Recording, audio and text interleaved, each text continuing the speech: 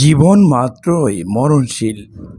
আল্লাহ তাআলা কুরআনুল কারিমে বলেন, কুল্লু নাফসিন যায়িকাতুল মাউত, অর্থাৎ প্রত্যেক সত্তাই মৃত্যুর স্বাদ আস্বাদন করবে।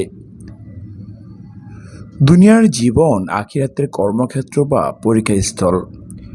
কুরআনে আল্লাহ তাআলা বলেন, বরকতময় তিনি, তার হাতে রাজ্য ক্ষমতা আর তিনি সব বিষয়ে শক্তিমান।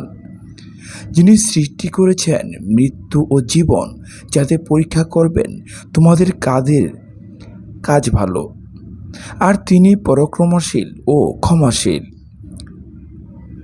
প্রতিটি মুহূর্তে সব চিন্তা চেতনায় ও কর্মসাধনায় আখিরাত বা পরকাল বা বারজাখ বা কবর জীবনকে স্মরণ করে চললেই লক্ষ্যচ্যুত হওয়ার আশঙ্কা কম থাকে।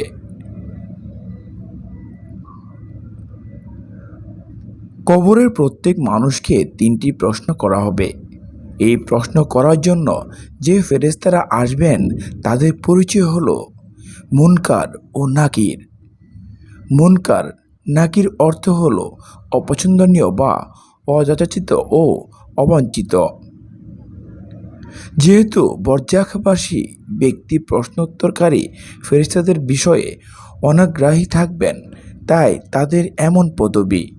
কবরের তিনটি প্রশ্ন আরবিতে এভাবে হবে: মান রাব্বুকা, ওয়া মা দীনুকা, ওয়া মান নাবিয়ুকা, অর্থাৎ তোমার রব কে, তোমার দিন ধর্ম কি, তোমার নবী কে।